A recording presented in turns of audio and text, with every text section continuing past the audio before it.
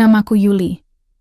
Aku berusia 24 tahun, hidup di sebuah desa kecil bernama Cikarawang, yang tenang di lereng Gunung Salak.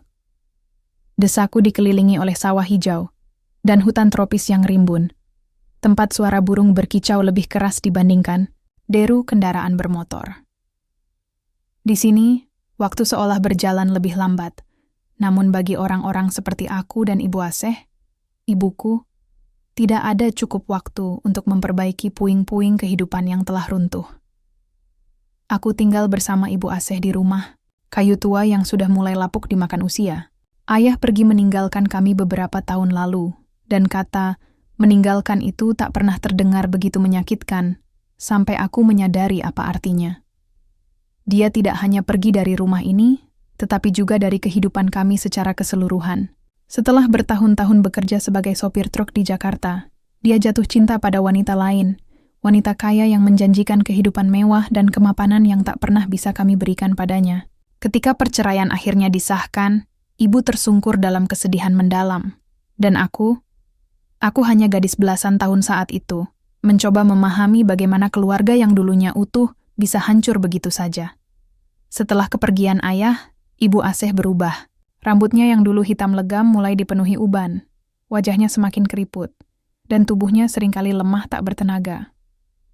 Dokter bilang penyakitnya adalah kombinasi antara hipertensi dan gangguan pencernaan, tapi ibu selalu menolak penjelasan medis itu. Ini guna-guna, katanya dengan nada tegas. Tiap kali aku mencoba membujuknya untuk ke puskesmas. Wanita itu, dia pasti mengirimkan sesuatu padaku. Ini dendam karena aku pernah menjadi istri sah ayahmu. Aku tak pernah sepenuhnya mempercayai teori guna-guna ibu. Bagiku, sakit-sakitannya lebih mirip efek dari trauma hati yang mendalam. Tapi siapa aku untuk menentang keyakinannya? Di desa ini, kepercayaan terhadap hal-hal gaib masih sangat kuat. Dukun-dukun lokal kerap menjadi solusi pertama bagi mereka yang merasa tak punya harapan lagi. Salah satunya adalah Ki Warsito, seorang dukun tua yang dikenal memiliki ilmu pelet dan pengobatan alternatif. Nama itu tidak asing di telingaku, karena hampir setiap minggu ibu akan datang kepadanya, membawa sesaji berupa nasi kuning, ayam panggang, dan rokok kretek sebagai imbalan atas ritual penyembuhan. Pagi itu, seperti biasa, aku bangun sebelum matahari terbit. Udara dingin menusuk kulit meski aku sudah mengenakan jaket tebal. Dapur masih gelap. Hanya lampu minyak tanah yang memberikan sedikit cahaya. Ibu Aseh sudah duduk di meja, tangannya gemetar saat menuangkan air panas ke dalam cangkir teh. Wajahnya pucat, matanya sayu. Aku tahu ritual malam tadi pasti membuatnya semakin lelah. Bu, kenapa ibu nggak istirahat saja? Tanyaku pelan, mendekati meja, ibu menggeleng pelan. Tidak bisa, nak. Sakit ini bukan sembarangan. Kalau aku tidak melawan balik, kita akan terus menderita. Aku menghela napas. Sudah berkali-kali aku mencoba menjelaskan bahwa mungkin saja sakitnya bukan karena guna-guna, melainkan stres berkepanjangan. Tapi omonganku selalu sia-sia. Bagi ibu, Ki Warsito adalah satu-satunya jawaban. Hari ini ibu mau kemana? Tanyaku. Ke Ki Warsito lagi. Jawabnya singkat, lalu meneguk tehnya. Ada ritual baru yang harus dilakukan. Aku menahan diri untuk tidak berkomentar lebih lanjut. Sejak awal, aku selalu merasa aneh dengan cara Ki Warsito melakukan ritualnya. Rumahnya yang suram, patung-patung aneh di sudut ruangan, dan aroma dupa yang menyengat membuatku merinding setiap kali masuk ke sana. Tapi ibu tampak yakin bahwa pria tua itu adalah penyelamatnya. Sore harinya, aku mengantar ibu ke rumah Ki Warsito. Jaraknya tidak terlalu jauh, hanya sekitar 2 kilometer dari rumah kami. Sepanjang perjalanan, ibu terlihat gelisah, sesekali menggenggam erat tas kecilnya yang berisi sesaji. Aku berusaha menghiburnya dengan cerita-cerita ringan, tapi ia hanya tersenyum tipis tanpa benar-benar mendengarkan. Ketika kami tiba, Ki Warsito sudah menunggu di depan pintu. Pria itu kurus, dengan jenggot putih panjang dan sorot mata tajam yang membuatku merasa tak nyaman. Ia menyambut ibu dengan senyum ramah. Tapi saat pandangannya beralih ke arahku, ada sesuatu yang membuat bulu kudukku merinding. Mari masuk, ucapnya, mempersilakan ibu masuk. Aku menunggu di luar, duduk di bangku kayu sambil mendengarkan. suara mantra-mantra yang dilantunkan dari dalam. Suara itu membuatku merasa semakin cemas. Apa yang sebenarnya sedang terjadi di sana? Apakah ritual-ritual itu benar-benar membantu ibu? Ataukah semua ini hanya ilusi yang diciptakan untuk membuat ibu merasa lebih baik? Setelah hampir 1 jam, ibu keluar dengan wajah lesu. Matanya merah, seolah habis menangis. Aku langsung berdiri, mendekatinya. "Bu, ada apa?" Tanyaku khawatir. Ibu menggeleng, menundukkan kepala. Ki Warsito bilang, kalau ingin benar-benar sembuh, ada syarat tambahan yang harus dipenuhi. Jantungku berdebar cepat. Syarat apa? Ibu menatapku dengan mata penuh rasa bersalah. Dia bilang, kamu harus menikah dengannya. Aku terperangah, tak bisa berkata apa-apa. Menikah dengan Ki Warsito, pria tua itu. Aku merasa dunia tiba-tiba berputar lebih cepat, meninggalkan aku dalam kebingungan total. "Ibu, apa maksud ibu?" Tanyaku, suaraku bergetar. Ibu menangis pelan, memegang tanganku erat-erat. "Maafkan ibu, nak. Ibu nggak tahu harus bagaimana lagi." Aku mundur selangkah, mencoba mencerna apa yang baru saja ku dengar.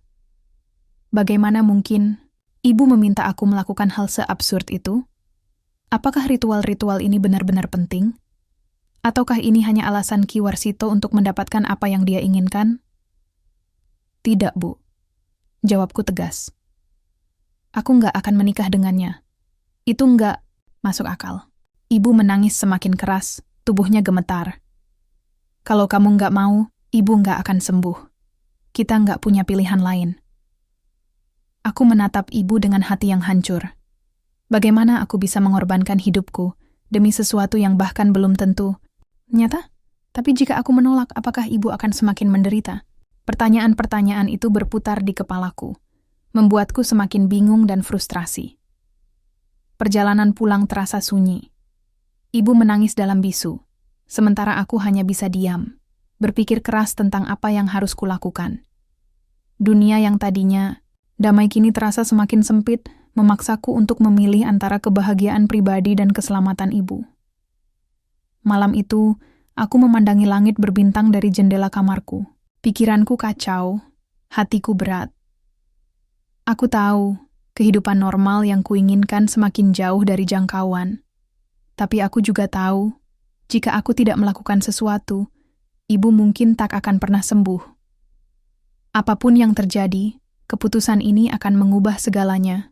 Malam itu, aku tak bisa tidur. Pikiranku dipenuhi oleh kata-kata Ki Warsito dan tangisan ibu yang memilukan. Haruskah aku menikah dengannya demi kesembuhan ibu? Pertanyaan itu terus berputar di kepala, membuatku merasa seperti terjebak dalam labirin tanpa jalan keluar. Setiap kali aku mencoba berpikir rasional, hatiku langsung terasa sesak ketika membayangkan ibuku semakin lemah, bahkan mungkin meninggalkanku jika aku tidak melakukan apa-apa. Pagi datang dengan langit yang mendung, seolah ikut merasakan kegelisahanku. Aku bangun dengan mata bengkak akibat kurang tidur. Ibu sudah duduk di meja dapur, wajahnya pucat dan matanya sayu. Kami berdua saling diam, hanya suara sendok mengaduk teh yang memecah keheningan. Tidak ada yang berani memulai pembicaraan tentang apa yang dibahas kemarin sore, tentang pernikahan dengan Ki Warsito. Namun, beberapa hari kemudian, tekanan mulai meningkat. Ibu semakin sering mengeluh sakit, tubuhnya tampak lebih lemah dari biasanya. Dia bahkan hampir tidak bisa bangun dari tempat tidur. Dokter desa yang kami kunjungi memberikan obat-obatan, tapi ibu menolak untuk meminumnya. Ini bukan masalah fisik, katanya pelan, suaranya serak. Ini soal dendam dan karma. Aku tahu penolakan ibu terhadap pengobatan medis adalah bentuk keputusasaannya. Dia benar-benar percaya bahwa penyakitnya disebabkan oleh guna-guna wanita selingkuhan ayahku. Dan satu-satunya cara untuk menyembuhkannya, menurutnya, adalah melalui ritual Ki Warsito. Ki Warsito sendiri terus-menerus mengirimkan pesan halus kepada ibu melalui tetangga-tetangga. Kalau syaratnya tidak dipenuhi, penyakitnya akan semakin parah, begitu katanya. Setiap malam, aku menangis dalam diam, menyalahkan diri sendiri karena tidak bisa membantu ibu. Aku juga marah pada ayahku yang meninggalkan kami tanpa rasa bersalah. Apakah semua ini harus menjadi bebanku? Kenapa aku harus mengorbankan hidupku untuk sesuatu yang bahkan belum tentu nyata? Tapi lama-lama, aku mulai merasa tidak punya pilihan lain. Ibu semakin lemah, dan aku takut kehilangan satu-satunya orang yang masih tersisa di hidupku. Jika aku menolak permintaan Ki Warsito, apakah aku akan merasa tenang saat melihat ibu menderita? Ataukah aku akan menyesali keputusan egoisku? Nanti, akhirnya, setelah hampir 2 minggu berdebat dengan diriku sendiri, aku memutuskan untuk menyerah. Bukan karena aku percaya pada ritual Ki Warsito, tapi karena aku takut kehilangan ibu. Aku berbicara dengan ibu malam itu, suaraku bergetar meski berusaha terdengar tegar. Baiklah, Bu. Aku akan menikah dengan Ki Warsito. Tapi janji, setelah ini ibu harus sembuh. Ibu menangis keras, memelukku erat. Terima kasih, Nak. Kamu anak yang baik. Ibu janji, ini semua demi kesembuhan ibu. Kami sepakat untuk melangsungkan pernikahan secara diam-diam, tanpa sepengetahuan warga desa. Ki Warsito mengatur segalanya, termasuk upacara adat sederhana yang dilakukan di rumahnya.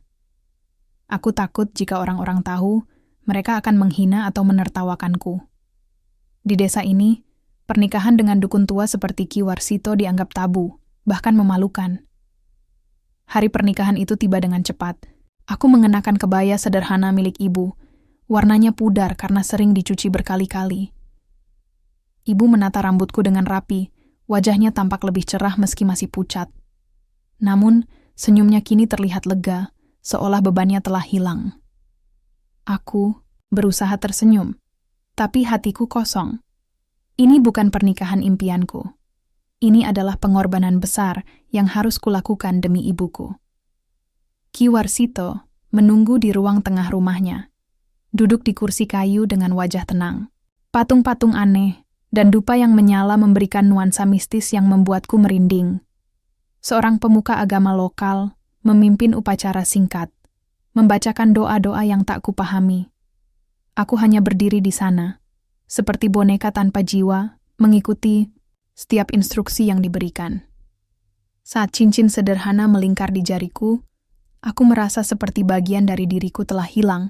Ki Warsito tersenyum puas, matanya berkilat dengan kebanggaan. Kamu sekarang istriku, katanya dengan nada rendah. Aku akan menjaga ibumu sampai sembuh. Aku hanya mengangguk, tak sanggup berkata apa-apa. Hatiku dipenuhi oleh campuran antara rasa bersalah, amarah, dan ketakutan. Apa yang akan terjadi selanjutnya? Apakah ibu benar-benar akan sembuh? Atau apakah ini semua hanya ilusi yang diciptakan oleh Ki Warsito untuk mendapatkan apa yang dia inginkan? Beberapa hari setelah pernikahan, kehidupan berubah drastis. Aku harus tinggal di rumah Ki Warsito, meski hanya beberapa malam dalam seminggu.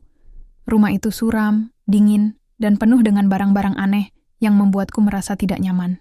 Ki Warsito selalu mengunci pintu kamar tidur kami, seolah takut aku akan kabur. Sikapnya yang awalnya ramah mulai berubah. Dia sering memberikan tatapan tajam padaku, seolah sedang menilai apakah aku patuh atau tidak. Aku sudah menepati janjiku, katanya suatu malam, suaranya dingin. Sekarang giliranmu untuk menepati tugasmu sebagai istri. Aku menggigit bibir, menahan air mata. Apa yang kamu maksud? Dengarkan baik-baik, ujarnya, mendekatiku. Jika kamu ingin ibumu sembuh, kamu harus melakukan apapun yang aku minta. Tanpa pertanyaan, hatiku berdegup kencang.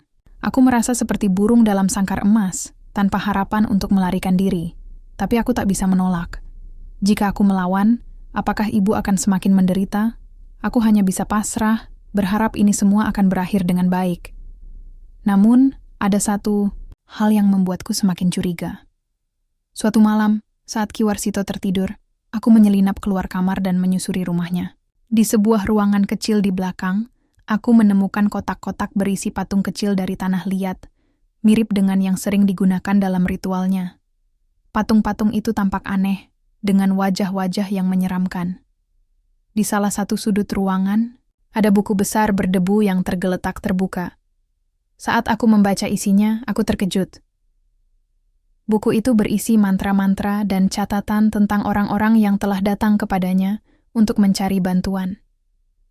Nama-nama itu asing bagiku, tapi ada satu hal yang membuatku bergidik. Banyak dari mereka ternyata adalah korban penipuan. Ki Warsito menggunakan ilusi dan tipu daya untuk membuat orang-orang percaya bahwa dia memiliki kekuatan magis. Aku segera menutup buku itu dan kembali ke kamar sebelum Ki Warsito bangun. Hatiku dipenuhi oleh rasa takut dan marah. Apakah ibu juga menjadi korban penipuannya? Apakah semua ritual ini hanya omong kosong untuk mendapatkan uang dan kekuasaan? Malam itu, aku berjanji pada diri sendiri untuk mencari tahu lebih banyak tentang Ki Warsito. Aku tidak bisa terus hidup dalam ketakutan dan kebingungan. Jika pernikahan ini adalah harga yang harus kubayar untuk kesembuhan ibu, maka aku harus memastikan bahwa ibu benar-benar mendapatkan manfaat darinya. Tapi jika ternyata semua ini hanya tipu daya, aku harus menemukan cara untuk melindungi ibu dan melarikan diri dari jerat Ki Warsito. Langit malam itu gelap, tanpa bintang. Aku memandangi langit dari jendela kecil kamar, merasa seperti terperangkap dalam badai yang tak terhindarkan. Aku tahu, keputusan ini akan mengubah hidupku selamanya. Tapi aku juga tahu, jika aku tidak bertindak, aku mungkin akan kehilangan segalanya. Hari-hari berlalu, tapi perasaanku semakin tertekan. Pernikahanku dengan Ki Warsito terasa seperti bayang-bayang yang menghantui setiap langkahku. Aku tak pernah merasa benar-benar bebas lagi. Setiap kali aku kembali ke rumah ibuku, aku selalu mencoba menyembunyikan rasa cemas dan ketidakbahagiaanku. Ibu tampak lebih segar belakangan ini, meski aku masih belum yakin apakah itu karena ritual Ki Warsito atau hanya efek sementara dari sugesti pikirannya sendiri. Namun, semakin lama aku tinggal bersama Ki Warsito, semakin banyak hal aneh yang kutemukan. Suatu malam, saat ia keluar untuk bertemu salah satu pasien, aku memutuskan untuk menyelidiki lebih dalam tentang buku besar yang pernah kulihat beberapa waktu lalu. Aku tahu ini berisiko, tapi rasa penasaranku sudah melampaui batas kewajaran. Aku harus tahu apa yang sebenarnya terjadi di balik semua ritualnya. Aku menyelinap ke ruangan kecil di belakang rumah, tempat buku besar itu disimpan. Udara di ruangan itu dingin dan lembab, membuat bulu kuduku merinding. Patung-patung kecil dari tanah liat, yang disebut gunungan, tersusun rapi di rak-rak kayu tua. Wajah-wajah mereka menyeramkan, dengan mata yang kosong seolah menatap langsung ke jiwaku. Aku berusaha menahan napas agar tidak terlalu memperhatikan mereka, fokus pada buku besar yang tergeletak di atas meja. Ketika aku membuka buku itu, aku mulai memahami pola dari catatan-catatan Ki Warsito. Ada daftar nama-nama pasien, tanggal kunjungan, dan deskripsi masalah yang mereka hadapi. Beberapa di antaranya bahkan ditulis dengan detail yang sangat spesifik, seperti sifat kepribadian korban, kelemahan emosional mereka, dan bagaimana Ki Warsito memanfaatkannya. Salah satu catatan menarik perhatianku. Ibu Siti, usia 45 tahun, datang dengan keluhan sakit kepala kronis. Percaya bahwa penyakitnya disebabkan oleh guna-guna suaminya yang selingkuh. Ritual dilakukan dengan memberikan sesaji patung gunungan, isi rambut suaminya. Efek psikologis. Pasien percaya bahwa suaminya akan mendapat karma buruk. Aku terkejut. Jadi, semua ritual ini hanyalah tipuan psikologis? Tidak ada kekuatan magis sama sekali? Aku membaca lebih lanjut, menemukan bahwa beberapa pasien bahkan membayar mahal untuk ritual-ritual palsu ini. Mereka diberi harapan palsu, dipenuhi ilusi bahwa masalah mereka bisa diselesaikan dengan cara mistis. Dan aku adalah salah satu korban terbesarnya. Namun, ada satu hal yang membuatku semakin curiga. Di halaman terakhir buku itu, ada sebuah catatan yang belum selesai ditulis. Judulnya adalah Rencana Besar, dan di bawahnya tertulis, jika semua berjalan sesuai rencana, Yuli akan sepenuhnya menjadi milikku. Gunungan dengan rambutnya akan menjadi simbol pengikat. Setelah itu, tidak ada yang bisa menghentikanku. Aku merasa tubuhku membeku. Apa maksudnya dengan gunungan dengan rambutku? Apa hubungannya dengan ritual pernikahan kami? Pikiran-pikiran itu berputar di kepalaku, membuatku merasa semakin cemas. Apakah Ki Warsito merencanakan sesuatu yang lebih besar daripada sekadar menjadikanku istrinya? Aku segera menutup buku itu dan kembali ke kamar sebelum Ki Warsito pulang. Hatiku berdebar kencang, dan aku berusaha menenangkan diri. Namun rasa takut itu terus menghantuiku. Aku tahu, aku tidak bisa terus diam. Aku harus mencari cara untuk membuktikan bahwa Ki Warsito adalah penipu, sekaligus melindungi ibuku dari ilusi yang telah dibuatnya. Keesokan harinya, aku mengunjungi ibu di rumah kami. Dia sedang duduk di kursi goyang di halaman depan, wajahnya tampak lebih cerah dibandingkan minggu-minggu sebelumnya. Melihat senyumnya membuat hatiku sedikit lega, tapi juga semakin tegang. Apakah ibu benar-benar sembuh, atau hanya terjebak dalam ilusi yang diciptakan Ki Warsito? Bu, aku ingin bicara serius, kataku pelan, duduk di sampingnya. Ibu menatapku dengan ekspresi khawatir. Ada apa, Nak? Kamu terlihat gelisah. Aku menarik napas dalam-dalam, mencoba merangkai kata-kata dengan hati-hati. Bu, aku mulai merasa ada yang tidak beres dengan Ki Warsito. Aku menemukan sesuatu di rumahnya. Sepertinya semua ritual yang dia lakukan itu bohong.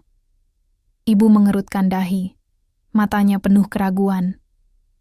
Maksudmu? Aku menemukan buku catatan miliknya. Di dalamnya, dia mencatat semua pasiennya dan bagaimana dia memanfaatkan sugesti mereka untuk mendapatkan uang. Ritual-ritual itu cuma tipuan, Bu. Tidak ada kekuatan magis sama sekali.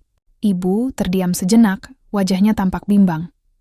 Tapi, Nak, kalau begitu, kenapa Ibu merasa lebih baik sekarang? Itu mungkin karena efek psikologis, Bu.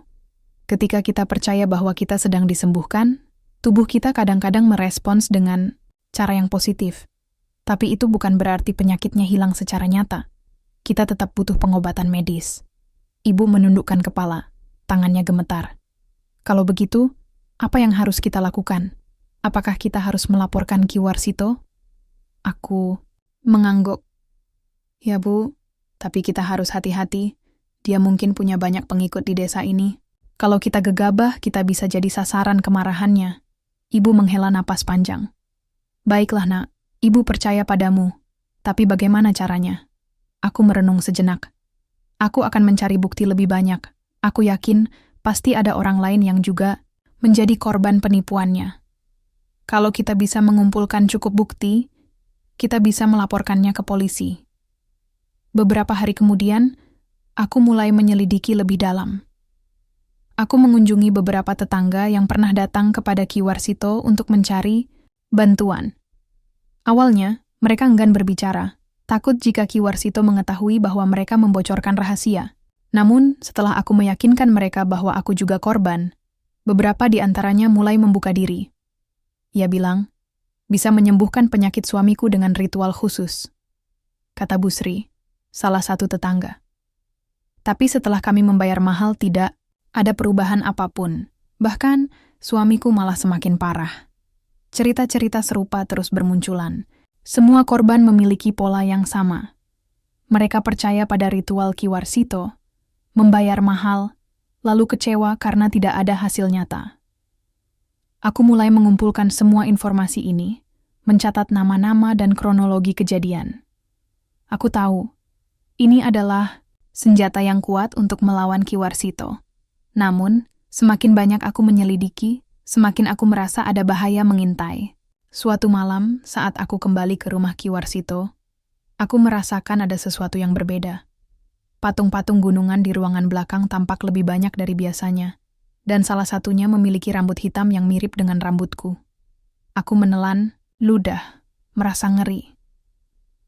Apakah ini bagian dari rencananya yang disebutkan di buku itu? Aku memutuskan untuk bertindak cepat. Keesokan harinya, aku menghubungi seorang teman lama yang bekerja sebagai wartawan di kota kecil dekat desa kami. Namanya Andi, dan dia dikenal sebagai orang yang berani mengungkap kebenaran. Aku menceritakan semua yang kualami, termasuk bukti-bukti yang telah kukumpulkan. Andi, aku butuh bantuanmu. Ki Warsito ini bukan dukun biasa. Dia penipu yang memanfaatkan keyakinan orang-orang untuk mendapatkan uang, kataku dengan suara bergetar. Andi mengangguk serius. Aku akan membantumu, Yuli. Tapi kamu harus hati-hati. Orang seperti dia biasanya punya banyak pengikut fanatik. Aku mengerti risikonya, tapi aku tahu ini adalah satu-satunya cara. Bersama Andi, aku mulai merencanakan langkah selanjutnya. Kami akan melaporkan Ki Warsito ke polisi, tapi sebelum itu kami harus memastikan bahwa semua bukti yang kami miliki cukup kuat untuk menjatuhkannya. Langit malam itu gelap, tanpa bintang. Aku duduk di pinggir jendela kamarku, memandangi kegelapan di luar sambil memikirkan apa yang harus kulakukan. Aku tahu, perjuangan ini tidak akan mudah. Tapi demi ibuku, demi diriku sendiri, dan demi semua korban Ki Warsito, aku harus melawan. Tidak peduli seberapa besar risikonya. Hari-hari berikutnya terasa seperti permainan kucing dan tikus. Aku dan Andi bekerja sama untuk mengumpulkan bukti-bukti yang cukup kuat untuk melaporkan Ki Warsito ke polisi. Setiap malam, aku menyelinap keluar dari rumah Ki Warsito, membawa catatan-catatan atau barang-barang yang bisa digunakan sebagai alat bukti. Patung-patung gunungan dengan rambut korban, daftar nama pasien dari buku besar, hingga rekaman percakapan antara Ki Warsito dan beberapa pasien yang berhasil kami rekam diam-diam, semuanya menjadi senjata penting dalam perjuangan ini. Namun, tekanan semakin meningkat. Ki Warsito mulai mencurigai sesuatu. Ia sering menanyakan kepadaku tentang kemana saja aku pergi saat tidak ada di rumahnya. "Kamu terlihat cemas akhir-akhir ini," katanya suatu malam dengan nada dingin, matanya tajam, memandangiku. "Ada masalah?" Aku berusaha tersenyum meski jantungku berdebar kencang. "Tidak, Pak. Hanya merasa lelah belakangan ini." Ki Warsito mengangguk, tapi aku bisa melihat keraguan di wajahnya. Aku tahu, dia mulai curiga. Tapi aku tak punya pilihan lain selain terus bergerak maju. Jika aku berhenti sekarang, semua yang telah kulakukan akan sia-sia. Pada suatu pagi, aku dan Andi bertemu di sebuah warung kecil di pinggir desa. Kami membahas langkah terakhir, melaporkan Ki Warsito ke polisi. Andi sudah menghubungi beberapa petugas polisi di kantor kepolisian setempat, dan mereka bersedia mendengarkan laporan kami, asalkan kami memiliki bukti yang cukup kuat. "Aku sudah menghubungi beberapa korban Ki Warsito," kata Andi sambil membuka laptopnya. "Mereka bersedia memberikan kesaksian. Kita hanya perlu memastikan bahwa semua bukti kita siap." Aku mengangguk, tapi hatiku masih diliputi ketakutan. Bagaimana kalau Ki Warsito mengetahui rencana kita? Dia punya banyak pengikut di desa ini. Mereka mungkin akan mencoba menghalangi kita. Andi menatapku dengan ekspresi tenang. "Itulah kenapa kita harus bergerak cepat. Semua korban sudah sepakat untuk datang ke kantor polisi besok pagi. Kita akan langsung melaporkan kasus ini tanpa memberinya kesempatan untuk bereaksi." Esok harinya, aku bangun lebih awal. Udara pagi terasa dingin, dan langit masih diselimuti kabut tipis. Aku membereskan barang-barangku, memastikan semua bukti aman di dalam tas kecil yang kupegang erat. Aku juga membawa patung gunungan yang memiliki rambut mirip denganku, yakin bahwa itu adalah salah satu bukti utama yang bisa membuktikan niat buruk Ki Warsito. Saat aku hendak keluar rumah, Ki Warsito tiba-tiba muncul di pintu. Wajahnya tampak gelisah, matanya menyipit mencurigai. "Kamu mau kemana?" tanyanya dengan nada tajam. Aku berusaha tetap tenang, meski degup jantungku semakin cepat. "Aku mau ke pasar, Pak. Ibu minta aku membelikan bahan makanan." Ki Warsito mengangguk, tapi sorot matanya tetap waspada. "Jangan lama-lama, ada ritual penting hari ini." Aku hanya mengangguk singkat, lalu buru-buru pergi sebelum dia bertanya lebih banyak. Di depan rumah, Andi sudah menunggu dengan motornya.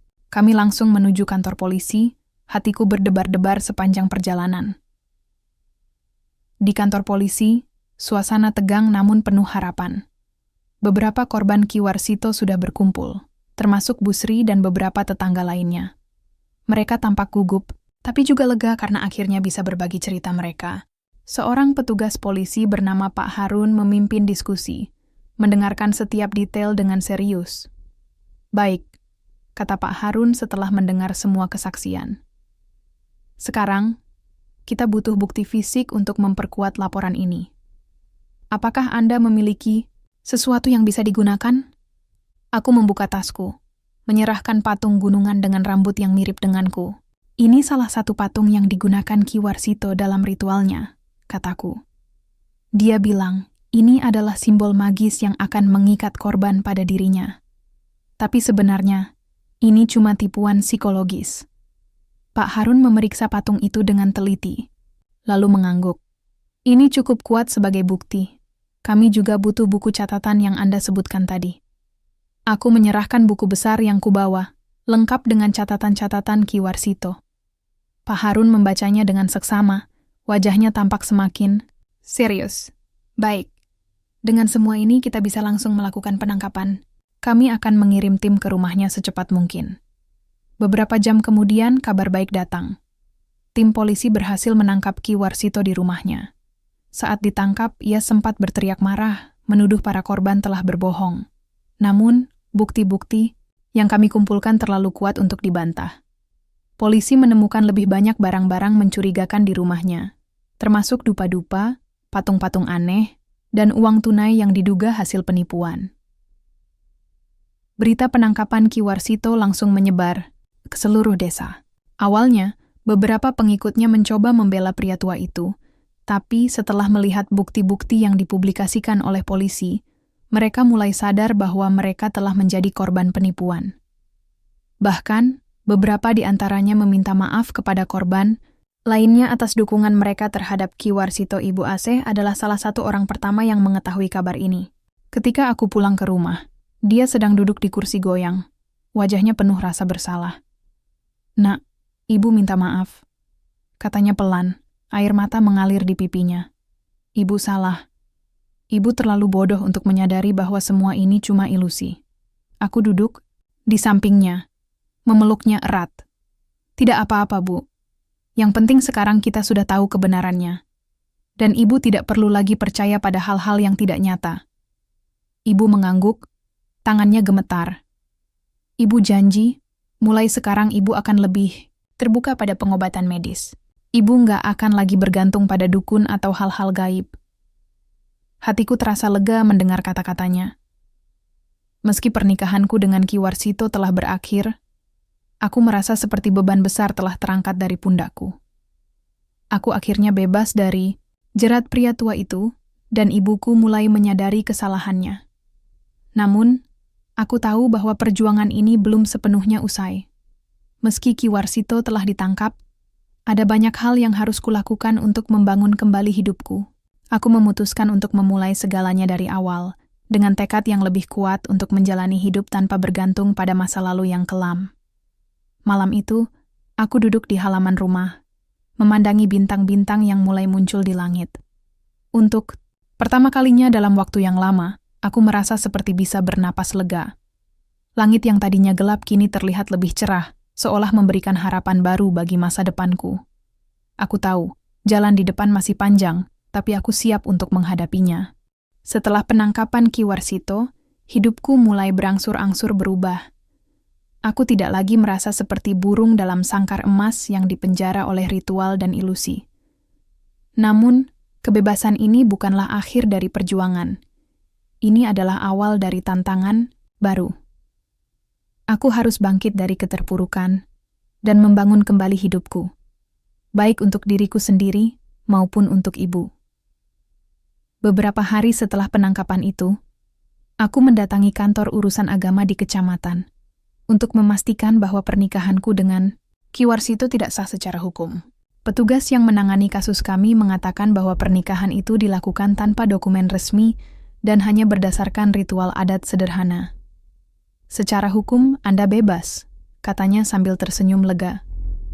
"Tidak ada ikatan apapun antara Anda dan pria itu." Mendengar kata-kata itu membuat dadaku terasa lebih ringan. Aku merasa seperti telah melangkah keluar dari bayang-bayang masa lalu yang gelap. Namun, aku tahu bahwa masih banyak hal yang harus kulakukan untuk benar-benar lepas dari trauma yang ditinggalkan oleh pernikahan terpaksa itu. Ketika aku pulang ke rumah, ibu sedang menyapu halaman depan. Wajahnya tampak lebih cerah dibandingkan minggu-minggu sebelumnya, meski rambutnya semakin banyak dipenuhi uban. Dia menyapa dengan senyum tipis, tapi aku bisa melihat rasa bersalah yang masih menghantui matanya. Bu, aku sudah ke kantor urusan agama, kataku pelan. Duduk di kursi kayu, di dekatnya. Pernikahanku dengan Ki Warsito nggak sah. Secara hukum aku bebas. Ibu menghentikan sapunya, lalu duduk di sampingku. Matanya berkaca-kaca. Nak, ibu minta maaf. Ibu nggak tahu harus bagaimana lagi waktu itu. Ibu cuma ingin sembuh, tapi ternyata semua itu cuma ilusi. Ibu nggak bermaksud menjebakmu. Aku menggenggam tangannya erat-erat. Aku tahu, Bu, dan aku nggak marah lagi. Tapi kita harus belajar dari semua ini. Kita nggak boleh lagi bergantung pada hal-hal gaib atau orang-orang yang cuma mau memanfaatkan kita. Ibu mengangguk, air mata mengalir di pipinya. Ibu janji, Nak, mulai sekarang, ibu akan lebih terbuka pada pengobatan medis. Ibu nggak akan lagi percaya pada dukun atau ritual-ritual aneh. Aku tersenyum, meski hatiku masih terasa berat. Meski begitu, aku tahu bahwa permintaan maaf ibu adalah langkah pertama menuju rekonsiliasi. Kami sama-sama korban dari keyakinan palsu dan manipulasi Ki Warsito. Sekarang, saatnya bagi kami untuk bangkit bersama. Namun, aku juga sadar bahwa aku tidak bisa terus-menerus tinggal di desa ini tanpa melakukan sesuatu untuk diriku sendiri. Selama ini, aku hanya fokus pada ibu, mencoba memenuhi kebutuhan sehari-hari dengan hasil kebun dan pekerjaan serabutan. Tapi aku tahu, jika aku ingin membangun masa depan yang lebih baik, aku harus mencari pekerjaan yang lebih stabil. Suatu pagi, aku memutuskan untuk pergi ke kota kecil dekat desa kami. Kota itu cukup ramai, dengan pasar tradisional, toko-toko modern, dan beberapa restoran sederhana. Aku mendengar dari tetangga bahwa salah satu restoran sedang membuka lowongan pekerjaan sebagai pelayan. Meski gajinya mungkin tidak besar, aku yakin ini adalah kesempatan bagus untuk memulai hidup baru. Aku datang ke restoran itu siang hari, ketika suasana sedang tenang. Restoran itu bernama Warung Sederhana, dengan interior sederhana namun bersih. Seorang wanita paruh baya yang ramah menyambutku di pintu masuk. Namanya Bu Lina, pemilik restoran itu. Apa ada lowongan kerja? Tanyaku dengan suara pelan, hatiku berdebar-debar. Bu Lina tersenyum hangat. Ada, Nak. Kamu bisa mulai besok kalau kamu mau. Pekerjaannya nggak sulit, cuma melayani pelanggan dan membersihkan meja. Aku mengangguk cepat. Terima kasih, Bu. Aku siap mulai besok. Hari pertamaku bekerja di restoran itu terasa sangat melelahkan, tapi juga memberikan rasa pencapaian yang luar biasa. Pelanggan yang datang kebanyakan penduduk lokal, tapi kadang-kadang ada juga wisatawan yang singgah. Mereka ramah, bahkan beberapa di antaranya meninggalkan uang tip yang lumayan. Setiap sore, aku pulang ke rumah dengan wajah lelah, tapi hati penuh syukur. Dengan uang yang kudapat dari pekerjaan ini, aku mulai membawa ibu ke dokter secara rutin. Dokter bilang bahwa penyakit ibu lebih disebabkan oleh stres kronis daripada masalah fisik serius. Dengan obat-obatan yang tepat dan pola hidup sehat, kondisi ibu perlahan-lahan membaik. Aku juga mulai membelikan ibu makanan bergizi dan suplemen yang direkomendasikan dokter. Selain itu, aku mulai belajar untuk lebih mandiri. Aku membeli beberapa buku tentang kesehatan mental dan cara mengelola stres yang kupelajari di malam hari setelah seharian bekerja. Aku sadar bahwa trauma yang kualami selama pernikahan dengan Ki Warsito tidak akan hilang begitu saja. Tapi setidaknya aku bisa berusaha untuk menyembuhkan diriku sendiri. Di restoran, aku bertemu dengan beberapa orang yang menginspirasi. Salah satunya adalah Danu, seorang pria muda yang bekerja sebagai juru masak di dapur. Dia ramah dan selalu menyapa setiap kali aku masuk ke dapur untuk mengambil pesanan. Awalnya, aku cenderung menjaga jarak karena takut terlalu dekat dengan orang lain. Tapi lama-lama, kebaikannya membuatku merasa nyaman. Suatu sore, setelah jam kerja selesai, Danu menghampiriku di halaman parkir. "Hei Yuli, kamu sudah punya rencana apa untuk malam ini?" Tanyanya dengan senyum hangat. Aku tersenyum tipis. "Cuma pulang ke rumah, kayak biasa." Danu mengangguk. "Kalau kamu nggak keberatan, aku bisa nebeng pulang bareng kamu. Rumahku nggak jauh dari desamu." Aku ragu sejenak, tapi akhirnya mengangguk. "Baiklah, selama perjalanan pulang, Kami berbicara banyak hal. Danu menceritakan tentang kehidupannya di kota kecil itu, tentang keluarganya yang sederhana, dan cita-citanya untuk membuka restoran sendiri suatu hari nanti. Aku mendengarkannya dengan penuh perhatian, merasa iri dengan semangat hidupnya yang positif. "Kamu hebat," "Ya," kataku pelan. "Meski banyak tantangan, kamu tetap berusaha untuk maju." Danu tertawa kecil. "Setiap orang punya masalahnya sendiri, Yuli. Yang penting adalah bagaimana kita menghadapinya. Kamu juga kuat kok. Aku lihat kamu selalu berusaha keras untuk ibumu." Aku tersenyum, merasa sedikit lega mendengar kata-katanya. Mungkin inilah saatnya bagiku untuk membuka hati dan menerima dukungan dari orang lain. Beberapa minggu kemudian, hubunganku dengan Danu semakin dekat. Kami sering berbincang setelah jam kerja, berbagi cerita tentang kehidupan kami masing-masing. Dia selalu mendengarkanku dengan sabar, bahkan ketika aku menceritakan masa laluku yang kelam. Perlahan-lahan, aku mulai merasa lebih lega, seolah beban-beban yang selama ini kubawa mulai terangkat. Namun, aku juga sadar bahwa aku tidak bisa terburu-buru. Trauma yang kualami tidak bisa sembuh dalam sekejap. Tapi setidaknya, aku merasa ada harapan baru di depan mata. Danu memberikan dukungan yang aku butuhkan, dan aku mulai belajar untuk mempercayai orang lain lagi. Malam itu, aku duduk di halaman rumah, memandangi bintang-bintang yang bersinar di langit malam. Udara dingin membuatku merapatkan jaket, tapi hatiku terasa hangat. Untuk pertama kalinya dalam waktu yang lama, aku merasa seperti memiliki kendali atas hidupku. Jalan di depan masih panjang, tapi aku siap untuk melangkah maju. "Yuli," panggil ibu dari pintu depan. "Masuklah, udara di luar dingin." Aku berdiri tersenyum padanya. "Iya, Bu. Aku masuk sekarang. Aku tahu, perjuangan ini belum sepenuhnya usai. Tapi aku juga tahu bahwa aku tidak sendirian. Ada ibu, ada Danu, dan ada harapan. Baru yang perlahan-lahan mulai tumbuh di hatiku. Beberapa bulan berlalu sejak hari aku mulai bekerja di warung sederhana. Perlahan-lahan kehidupanku mulai menemukan ritme baru yang lebih stabil dan penuh harapan. Setiap pagi, aku bangun dengan semangat untuk menjalani hari-hari yang sibuk namun bermakna. Di restoran, aku bertemu banyak orang dari latar belakang yang berbeda, mendengar cerita-cerita mereka tentang perjuangan hidup, cinta, dan mimpi-mimpi yang ingin mereka capai. Ada sesuatu dalam interaksi itu yang membuatku merasa lebih terhubung dengan dunia luar, seolah-olah aku tidak lagi terjebak dalam bayang-bayang masa lalu. Danu juga menjadi bagian penting dalam perjalanan ini. Hubungan kami semakin dekat, meski kami sama-sama tahu bahwa kami harus melangkah pelan-pelan. Aku masih membawa trauma dari pernikahanku dengan Ki Warsito, tapi Danu selalu sabar dan penuh pengertian. Dia tidak pernah memaksaku untuk mengambil langkah yang belum siap ku jalani. Sebaliknya, dia selalu ada di sana, memberikan dukungan tanpa syarat. Suatu sore, setelah jam kerja selesai, Danu mengajakku duduk di halaman belakang restoran. Matahari sudah mulai tenggelam, menyisakan cahaya keemasan yang memantul di permukaan sungai kecil di dekat restoran. Kami berdua duduk di bangku kayu tua, menikmati angin sejuk yang lembut.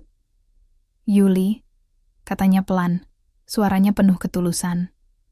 "Aku nggak mau buru-buru apapun, tapi aku cuma mau bilang, aku sangat bersyukur bisa kenal kamu." Aku tersenyum tipis, hatiku dipenuhi oleh rasa hangat yang sulit dijelaskan. "Aku juga, Danu. Kamu nggak tahu betapa besar artinya dukunganmu buat aku." Danu mengangguk, matanya menatapku dengan penuh keyakinan. "Aku nggak akan bilang semuanya bakal mudah. Tapi kalau kamu mau, aku siap jadi bagian dari perjalananmu." Kata-katanya membuat air mata menggenang di mataku. Untuk pertama kalinya dalam waktu yang lama, aku merasa seperti bisa mempercayai seseorang sepenuhnya. Aku tahu, hubungan ini mungkin masih rapuh, tapi aku juga tahu bahwa aku tidak sendirian lagi. Setelah pembicaraan itu, aku mulai membuka diri lebih banyak kepada Danu. Kami sering menghabiskan waktu bersama di akhir pekan, berjalan-jalan di pasar tradisional, atau sekadar duduk di tepi sungai sambil berbincang. Aku mulai belajar untuk tertawa lagi, merasakan kebahagiaan yang sederhana namun autentik. Trauma yang kubawa perlahan-lahan mulai memudar, digantikan oleh harapan baru. Di rumah, Ibu juga menunjukkan perubahan yang signifikan.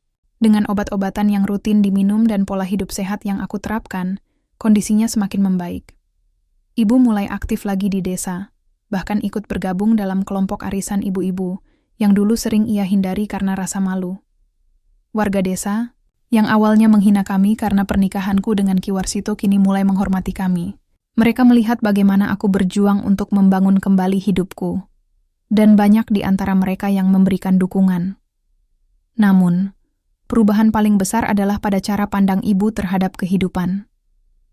Ia mulai lebih terbuka terhadap pendekatan modern, bahkan mulai belajar untuk menggunakan smartphone agar bisa mencari informasi tentang kesehatan dan kehidupan sehari-hari.